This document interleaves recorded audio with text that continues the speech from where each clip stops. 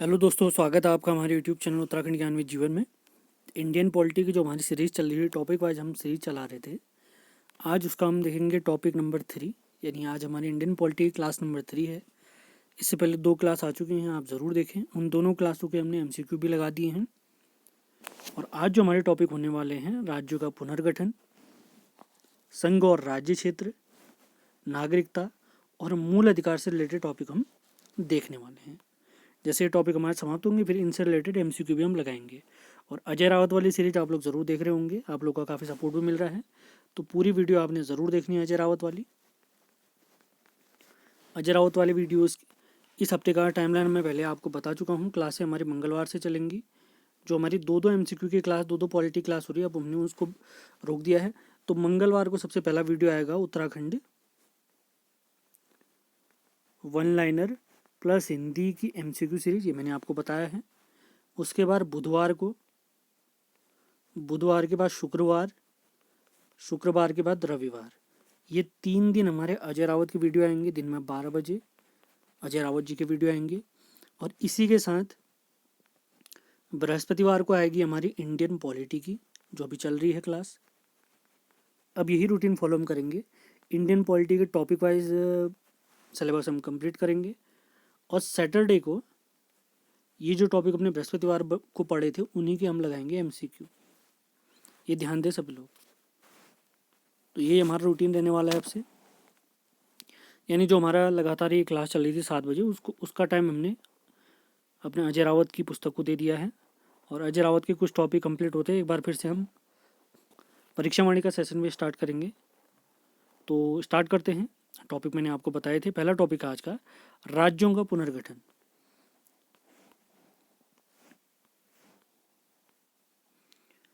मूल संविधान में भारतीय राज्यों को 4 श्रेणियों में बांटा गया था: भाग क, भाग ख, ग और घ। स्वतंत्रता के समय भारत राज्य क्षेत्र में 2 भाग ब्रिटिश प्रांत की संख्या 9, देशी रियासतों की संख्या 565, जिसमें से 562 रियासतें स्वेच्छा से भारतीय संघ में शामिल हो गई थी। 3 कौन कौन सी शामिल नहीं हुई थी? एक जम्मू कश्मीर, जूनागढ़ और हैदराबाद। अगला पॉइंट देखते हैं। रियासत एकीकरण का कार्य सरदार वल्लभ भाई पटेल व VP मेनन को दिया गया था। रियासत एकीकरण के कारण सरदार पटेल जी को भारत का बिस्मार्क कहा गया है। अगले पॉइंट की तरफ चलते हैं। राज्यों का पुनर्गठन करने के लिए 1948 में SK धर आयोग का गठन किया गया, जिसने भाषाई आधार पर राज्य पुनर्गठन का विरोध किया तथा प्रशासनिक सुविधा के आधार पर पुनर्गठन की बात कही। SK धर आयोग ने धर आयोग की सिफारिशों पर विचार करने के लिए कांग्रेस कार्य समिति ने 3 सदस्यीय समिति का गठन किया, जिसमें जवाहरलाल नेहरू, सरदार पटेल व पट्टाभी सीतारामैया जी थे। अगला पॉइंट, श्री रामुलु के नेतृत्व में तेलुगु भाषियों ने भाषा के आधार पर पृथक राज्य की मांग की और इस दौरान आमरण अनशन में श्री रामुलु जी की मृत्यु हो गई। तब नेहरू जी ने पृथक आंध्र प्रदेश गठन की घोषणा की थी। ये ध्यान दें, काफी इंपॉर्टेंट है। भाषा के आधार पर बना पहला राज्य हमारा, तो वही पॉइंट हम पढ़ने वाले हैं। तो आंध्र प्रदेश का गठन हुआ 1 अक्टूबर 1953 को, जो भाषा के आधार पर गठित होने वाला पहला राज्य था। इसकी राजधानी कर्नूल बनाई गई थी। अगला पॉइंट देखते हैं। राज्य पुनर्गठन आयोग की स्थापना 1953 में हुई, जिसके अध्यक्ष फजल अली और अन्य सदस्य KM पनियक्कर व हृदयनाथ कुंजरू थे। तो इसी वजह 1953 के इस आयोग को फजल अली आयोग भी कहते हैं। 7वें संविधान संशोधन के तहत जुलाई 1956 में राज्य पुनर्गठन अधिनियम पारित हुआ। इसके तहत 14 राज्य व 6 केंद्र शासित प्रदेश बनाए गए। 1954 में फ्रांस ने पांडिचेरी, यनम, चंद्रनगर व करैकल क्षेत्र भारत को सौंपे, जिनको मिलाकर 1956 में पांडिचेरी केंद्र शासित प्रदेश बनाया गया। दिसंबर 1961 में भारत ने पुर्तगालियों के अधीन गोवा व दमन द्वीप को अपने अधिकार में ले लिया और 12वें संविधान संशोधन के तहत भारत का अभिन्न अंग बना दिया गया। 1 मई 1960 में भाषाई आधार पर बम्बई राज्य को 2 भागों में बांटा गया, जिसमें 2 राज्य बने हमारे महाराष्ट्र और गुजरात। 1 दिसंबर 1963 को 13वें संविधान संशोधन के द्वारा नागालैंड एक नया राज्य बनाया गया। अब कुछ अन्य पॉइंट भी देखते हैं राज्य पुनर्गठन से रिलेटेड, किस प्रकार हमारे राज्य अस्तित्व में आए। 1 नवंबर 1966 को 18वें संविधान संशोधन के द्वारा पंजाब तथा पंजाब राज्य को पंजाब व हरियाणा राज्य में बांटा गया। 25 जनवरी 1971 को हिमाचल प्रदेश को पूर्ण राज्य का दर्जा दिया गया। 21 जनवरी 1972 को त्रिपुरा, मेघालय, मणिपुर राज्यों का गठन किया गया। अगला पॉइंट देखते हैं। 26 अप्रैल 1975 को जनमत संग्रह के आधार पर 36वें संविधान संशोधन के तहत सिक्किम को भारत का 22वां राज्य बनाया गया, जिसको 35वें संविधान संशोधन अधिनियम के तहत विशेष प्रावधान या विशेष राज्य का दर्जा दिया गया था। यानी जो सिक्किम था हमारा 35वें संविधान संशोधन के तहत विशेष राज्य बना था, 36वें के तहत उसे पूर्ण राज्य का दर्जा दिया गया। 20 फरवरी 1987 को 55वें संविधान संशोधन के तहत अरुणाचल प्रदेश और मिजोरम राज्यों का गठन किया गया। 30 मई 1987 को 56वें संविधान संशोधन के द्वारा गोवा देश का 25वां राज्य बनाया गया। 1 नवंबर 2000 को छत्तीसगढ़ को मध्य प्रदेश से अलग करके भारत का 26वां राज्य बनाया गया। 9 नवंबर 2000 को उत्तराखंड को उत्तर प्रदेश से अलग करके भारत का 27वां राज्य बनाया गया। 15 नवंबर 2000 को झारखंड को बिहार से अलग करके भारत का 28वां राज्य बनाया गया। 2 जून 2014 को तेलंगाना को आंध्र प्रदेश से अलग करके भारत का 29वां राज्य बनाया गया। काफ़ी महत्वपूर्ण तथ्य। वर्तमान में एक बार फिर से हमारे राज्य 28 हो गए हैं। अब उनका कार्यक्रम देख लेते हैं। 5 अगस्त 2019 को जम्मू कश्मीर पुनर्गठन विधेयक पास हुआ, जिसके तहत जम्मू कश्मीर राज्य को 2 केंद्र शासित प्रदेशों में बांटा गया, लद्दाख और जम्मू कश्मीर। जम्मू कश्मीर पुनर्गठन विधेयक 31 अक्टूबर 2019 से लागू हुआ, यानी इसके तहत हमारा एक राज्य घट गया था।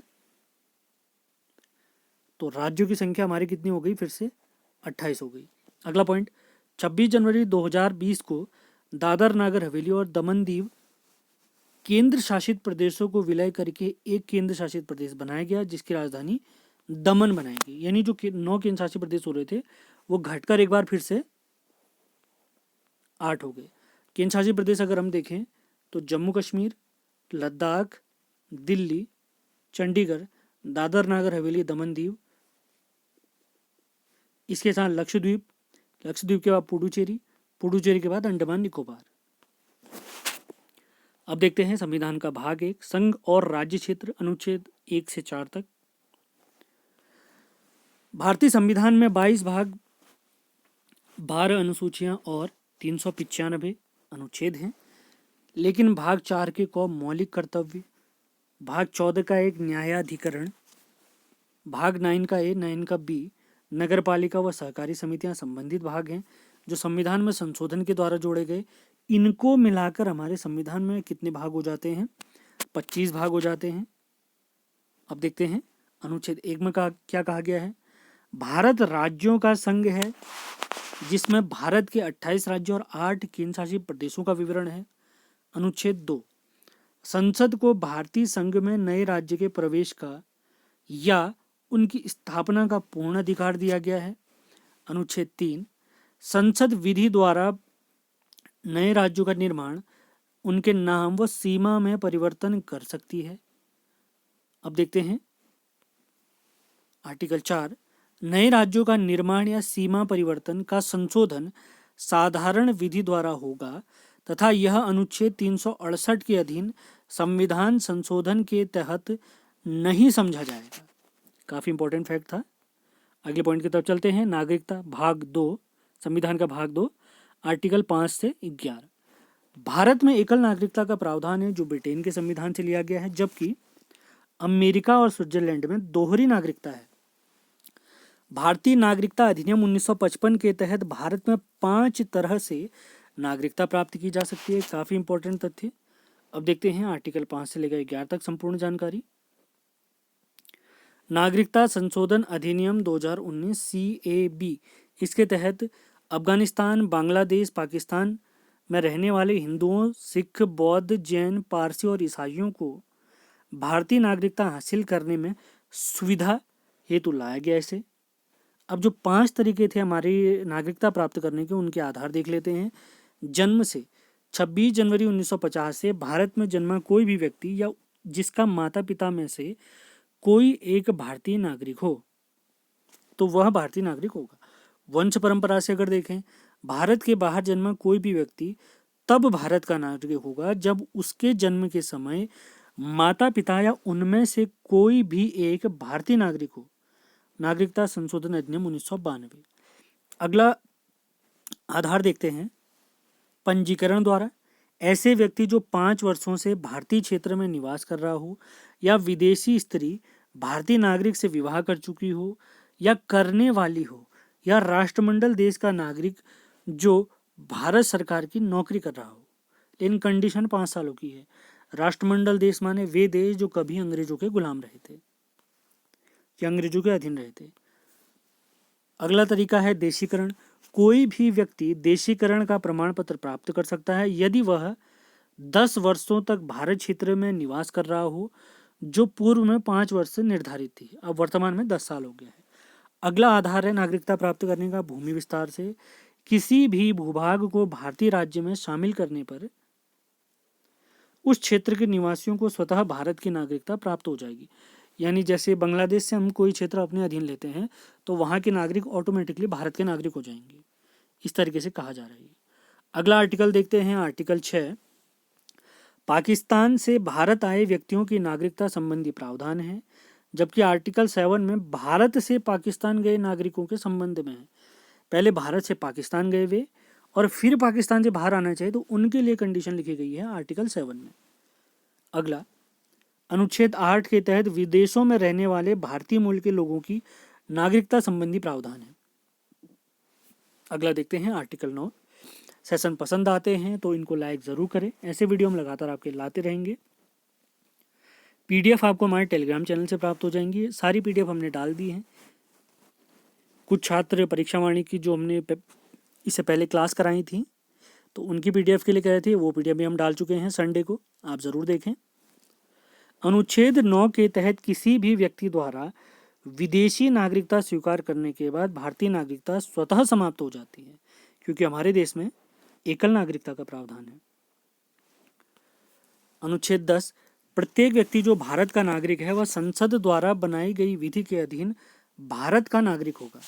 अगला देखते हैं अनुच्छेद 11 में संसद को नागरिकता के संबंध में विधि बनाने की शक्ति प्रदान की गई है। अगले पॉइंट की तरफ चलते हैं।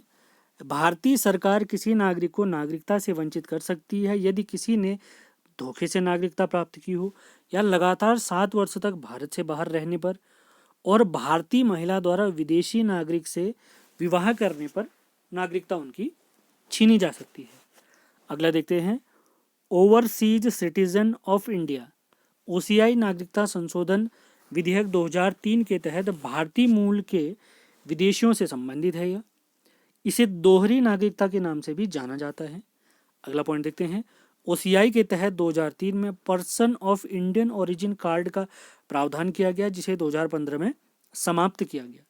अगला देखते हैं भारत सरकार ने दिसंबर 2005 में ओसीआई कार्ड योजना प्रारंभ की, जिसके तहत कार्ड धारक व्यक्ति बिना वीजा के आजीवन भारत की यात्रा कर सकता है। Overseas citizen of India.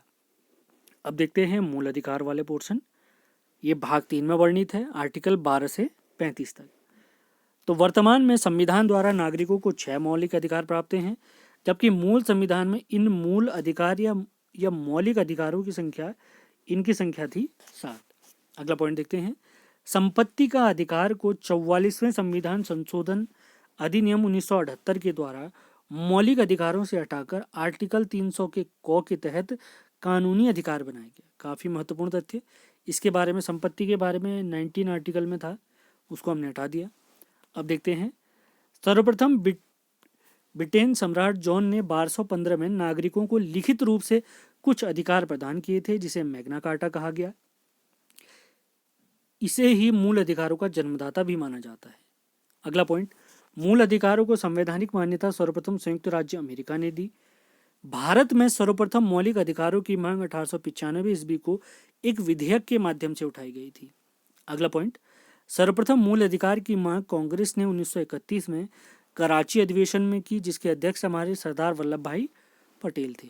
लौह पुरुष सरदार वल्लभ भाई पटेल जी थे।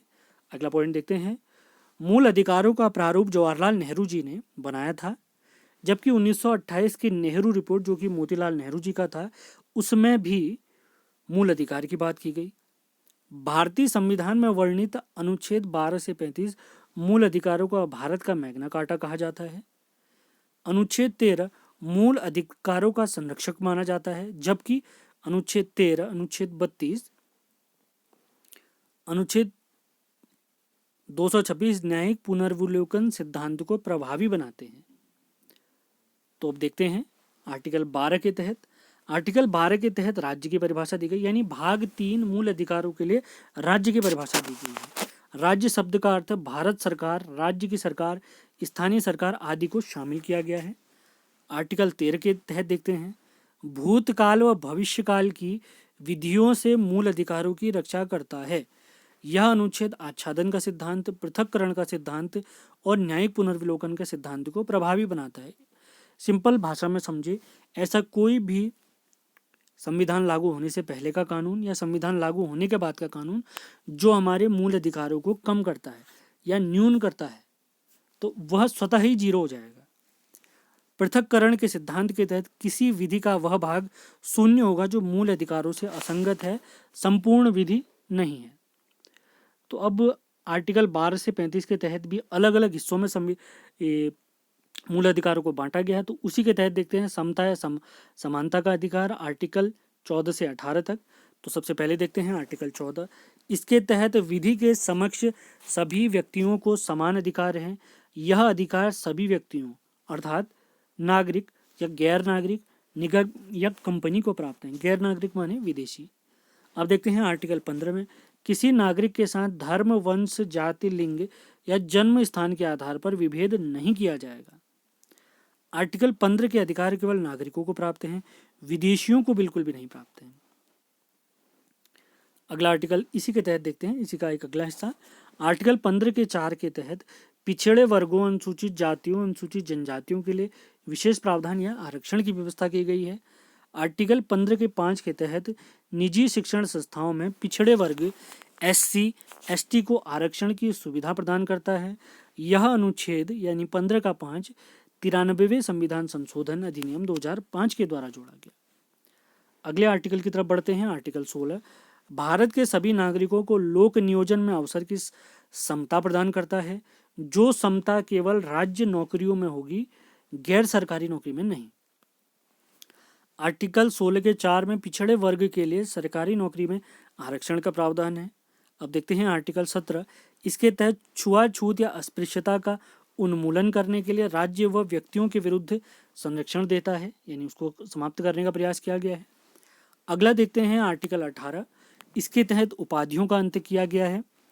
राज्य के अधीन लाभ पद धारण करने वाला नागरिक या विदेशी नागरिक अन्य देशों से प्राप्त भेंट या उपलब्धि को राष्ट्रपति की सहमति के बिना ग्रहण नहीं कर सकता है। अगला पॉइंट, भारत रत्न, पद्म विभूषण, पद्मश्री या पद्म भूषण आदि अलंकरण अनुच्छेद 18 के में उल्लेखित उपाधि में शामिल नहीं है, लेकिन इनका प्रयोग कोई भी व्यक्ति अपने नाम के आगे नहीं कर सकता है। ये काफ़ी महत्वपूर्ण फैक्ट है। ब्रिटेन की महारानी अगर कोई उपाधि देती है तो उसको हम ग्रहण कर सकते हैं। अगला देखते हैं स्वतंत्रता का अधिकार, आर्टिकल 19 से 22 तक। आर्टिकल 19 के तहत संविधान द्वारा 6 स्वतंत्रताएं प्रदान की गई हैं। जब संपत्ति का अधिकार भी होता था तो तब 7 थी। अगला पॉइंट वही है, जबकि इस मूल अधिकार में 7 प्रकार की स्वतंत्रताएं थी, तो संपत्ति का अधिकार हटा तो 6 हो गई। आर्टिकल 19 के 1 सभी भारतीय नागरिकों को वाक एवं अभिव्यक्ति की स्वतंत्रता और प्रेस की स्वतंत्रता प्रदान करता है। यह अधिकार विदेशियों को प्राप्त नहीं है। अगला आर्टिकल देखते हैं, आर्टिकल 19 का 1।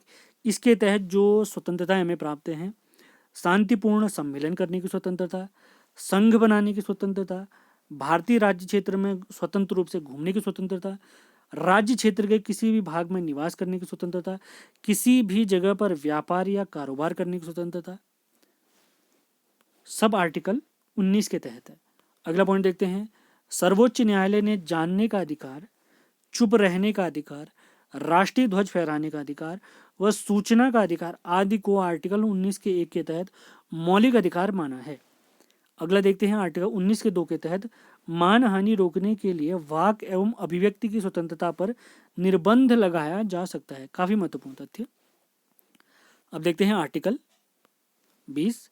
इसके तहत किसी व्यक्ति को अपराधों व दोष सिद्धि ठहराए जाने के संबंध में 3 संरक्षण प्रदान करता है जो नागरिक और विदेशियों दोनों को प्राप्त हैं।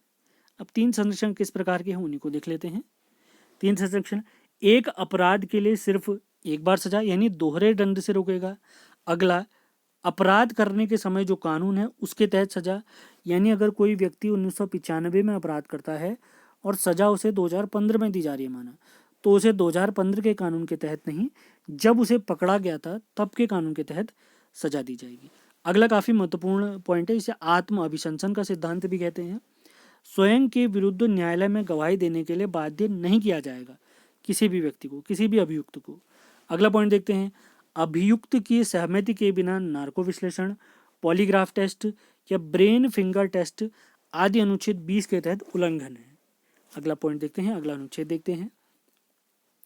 अनुच्छेद 21 सभी व्यक्तियों को प्राण एवं दैहिक स्वतंत्रता का अधिकार प्रदान करता है। अनुच्छेद 21 के क को 86वें संविधान संशोधन 2002 के तहत शिक्षा के अधिकार को मूल अधिकार बनाया गया, जिसमें 6 से 14 वर्ष आयु तक के बच्चों के लिए राज्य निशुल्क शिक्षा का प्रबंध करेंगे। अगला देखते हैं आर्टिकल 22। किसी भी व्यक्ति को कुछ दशाओं में गिरफ्तारी व निरोध मतलब रोके जाने के संबंध में संरक्षण प्रदान करता है, जिसके संबंध में 3 अधिकार, गिरफ्तारी का कारण बताना होगा, गिरफ्तारी के बाद 24 घंटे के अंदर दंडाधिकारी के सामने पेश करना होगा यानी न्यायालय के सामने करना होगा, और तीसरा अधिकार है अपने पसंद के वकील की सलाह प्रदत्त करने का अधिकार भी आर्टिकल 22 के तहत है। अब इसी के तहत और क्या क्या कानून है वो देख सकते हैं हम। निवारक निरोध एवं कानून। निवारक निरोध कानून किसी व्यक्ति को इसके तहत गिरफ्तार करने का उद्देश्य उसे अपराध करने से रोकना होता है, यानी उसे अपराध करने से पहले ही रोका जाएगा। निवारक निरोध अधिनियम 1950 में पारित किया गया, जबकि यह 1969 तक जारी रहा। गैर कानूनी गतिविधि रोकथाम अधिनियम या UAPA 1967 में पारित हुआ, जिसे 2019 में संशोधित किया गया। अगला है आंतरिक सुरक्षा अधिनियम या Misa, maintenance of internal security भी इसे कहते हैं, 1971 में लागू हुआ, जो 1978 और 79 में समाप्त कर दिया गया। अगला देखते हैं राष्ट्रीय सुरक्षा अधिनियम या रासुका 1980 में पारित हुआ। यह कानून सरकार को संदिग्ध व्यक्ति की गिरफ्तारी की शक्ति प्रदान करता है, इसे रासुका भी कहते हैं। अगला देखते हैं आतंकवादी एवं विध्वंसक क्रियाकलाप निवारण अधिनियम या टाडा 1985 में लागू हुआ, जो 95 तक जारी रहा। संजय दत्त को जब मुंबई ब्लास्ट हुए थे तो इसी के तहत पकड़ा भी गया था और सजा भी इसी एक्ट के तहत हुई थी, इसी वजह से कम सजा हुई थी उसे। आतंकवाद निवारण अधिनियम या पोटा 2002 में लागू हुआ है, जो कि 2004 में समाप्त हो गया। ये सारा कार्यक्रम आर्टिकल 22 के तहत चल रहा है। अब देखते हैं शोषण के विरुद्ध अधिकार, आर्टिकल 23 और 24। अनुच्छेद 23 में मानव दुर्व्यापार या बलात् श्रम को निषेध किया गया, यानी जिसके तहत अनैतिक दुर्व्यवहार अधिनियम 1956 व बंधुआ मजदूरी अधिनियम 1976 को पारित किया गया। दुर्व्यापार या ह्यूमन ट्रैफिकिंग को भी रोकने का प्रयास। अगला देखते हैं आर्टिकल 24। इसके तहत बाल श्रम को प्रतिषेध किया गया, जिसके तहत 14 वर्ष से कम आयु के बालकों को कारखाना या फैक्ट्री में काम करना प्रतिषेध है, यानी उनको रोका गया है। बाल श्रम प्रतिषेध अधिनियम 1986 में पारित किया गया, काफी महत्वपूर्ण फैक्ट। अब देखते हैं धार्मिक स्वतंत्रता का अधिकार, आर्टिकल 25 से 28। अनुच्छेद 25 सभी व्यक्तियों को धर्म की स्वतंत्रता का अधिकार देता है। किसी भी धर्म को मानने न मानने, उसका प्रचार प्रसार करने, सारी छूट यहाँ पर प्राप्त हैं। जैसे सिखों को कृपाण धारण करना भी इसी के तहत वैलिड है। आर्टिकल 26 धार्मिक कार्यों के प्रबंधन की स्वतंत्रता का अधिकार देता है। अगला आर्टिकल 27, इसके तहत राज्य किसी भी व्यक्ति को कर देने के लिए बाध्य नहीं करेगा जिसकी आय किसी धार्मिक संप्रदाय की अभिवृद्धि के लिए व्यय होती है। इन धार्मिक कर पर रोक लगाता है। अगला आर्टिकल 28 राज्य द्वारा पोषित यानी सरकार की मदद से चलने वाले शिक्षण संस्थान में धर्म की शिक्षा नहीं दी जाएगी। अब देखते हैं अगला भाग, संस्कृति और शिक्षा संबंधी अधिकार। आर्टिकल 29-30। आर्टिकल 29 के तहत कोई भी अल्पसंख्यक वर्ग अपनी भाषा, लिपि और संस्कृति को सुरक्षित रख सकता है। वर्तमान में इसमें बहुसंख्यक भी शामिल है। अगला देखते हैं आर्टिकल 30। इसके तहत कोई भी अल्पसंख्यक वर्ग अपनी रुचि के शिक्षण संस्थाओं की स्थापना कर सकता है। पूरी छूट है इन्हें। अब देखते हैं संवैधानिक उपचारों का अधिकार। आर्टिकल 32। आर्टिकल 32 को हमारे भीमराव अंबेडकर जी ने संविधान की आत्मा कहा है। आर्टिकल 32 के तहत मूल अधिकारों को प्रवर्तित कराने या उसके उल्लंघन का उपचार करने का अधिकार है जो सभी व्यक्तियों को प्राप्त है, जिसके तहत सुप्रीम कोर्ट और हाई कोर्ट की मदद ले सकते हैं। अगले पॉइंट में हम वही पढ़ने वाले हैं। मौलिक अधिकारों के उल्लंघन पर सुप्रीम कोर्ट आर्टिकल 32 के तहत 5 प्रकार के रिट जारी कर सकता है, जबकि हमारा हाई कोर्ट आर्टिकल 226 के तहत ये रिट जारी कर सकता है। ये 5 प्रकार के रिट या आदेश जारी कर सकता है। अब ये रिट क्या होते हैं उनके बारे में देखते हैं। न्यायिक रिट या याचिकाएं, ये 5 प्रकार की होती हैं। आर्टिकल 32 के तहत सुप्रीम कोर्ट जारी करेंगे और आर्टिकल 226 के तहत हमारे हाई कोर्ट जारी करेंगे। कंडीशन क्या है? मूल अधिकारों का हनन होता है। तो देखते हैं, बंदी प्रत्यक्षीकरण या हेबस कॉर्पस कहते हैं इसे। इसके तहत न्यायालय बंदी बनाए गए व्यक्ति को अपने समक्ष प्रस्तुत करने का आदेश संबंधित अधिकारी को दे सकते हैं। अगला रिट है परमादेश या मैंडेमस। इस रिट के द्वारा न्यायालय किसी पदाधिकारी को उसके कर्तव्य का पालन करने का आदेश दे सकता है। अगला देखते हैं अधिकार परीक्षा या क्यो वारंटो। इस रिट के तहत न्यायालय किसी लोक प्राधिकारी से यह पूछ सकता है कि वह किस अधिकार से यह कार्य कर रहे हैं। अगला देखते हैं उत्प्रेषण या कैटियरी। रिट सर्वोच्च न्यायालय व उच्च न्यायालय अपने अधीनस्थ न्यायालय या प्राधिकरण को जारी कर सकता है जब वह न्यायालय अपने अधिकार क्षेत्र से बाहर का निर्णय दे देता है। अगला पॉइंट प्रतिषेध यानी अगली रिट है, 5वीं रिट है प्रतिषेध या प्रोहिबिशन। यह रिट सर्वोच्च न्यायालय व उच्च न्यायालय अपने अधीनस्थ न्यायालय व अर्ध न्यायिक न्यायाधिकरण को जारी कर सकता है तथा इस रिट का प्रयोग निर्णय से पूर्व ही उनको उनके अधिकार क्षेत्र के बाहर निर्णय देने से रोकता है। इसी के साथ आज का हमारा लेक्चर समाप्त होता है। उम्मीद है सेशन आपको पसंद आया होगा। लगातार आप वीडियो देखते रहें, ऐसे वीडियो हमारे लगातार आते रहेंगे। मेरी कोशिश है उत्तराखंड के लिए अधिक से अधिक वीडियो लाए जाएं, और तो इसी के तहत इस हफ्ते हमारा प्लान है मिनिमम 3 क्लास अजय रावत जी की लाएंगे हम। तो ये जो 7 बजे हमारी क्लास होती है, 3 क्लास होने वाली हैं, आपको पता ही है। अगले हफ्ते से भी ऐसा ही होगा। एक मंगलवार को होगी, एक बृहस्पतिवार को, जैसे आज हुई है, एक शनिवार को होगी। तो मंगलवार वाले दिन हम क्या करने वाले हैं आपको एक बार फिर से बता देते हैं। मंगलवार को जो वन लाइनर चलता है हमारा Uttarakhand one liner Hindi MCQ। बृहस्पतिवार को पॉलिटी टॉपिक वाइज समझेंगे जैसे आज समझा है, और सैटरडे को ये जो पॉलिटी के टॉपिक हम करेंगे उन्हीं के MCQ लगाएंगे। और अजय रावत वाली क्लास कब कब आएगी? एक तो आएगी बुधवार को यानी वेडनेसडे को, वेडनेसडे के बाद फ्राइडे को, फ्राइडे के बाद संडे को। तो उम्मीद है सेशन आपको पसंद आया होगा।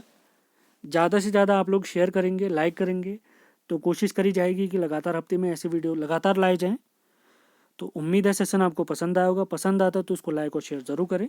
अगले लेक्चर में मिलते हैं। धन्यवाद।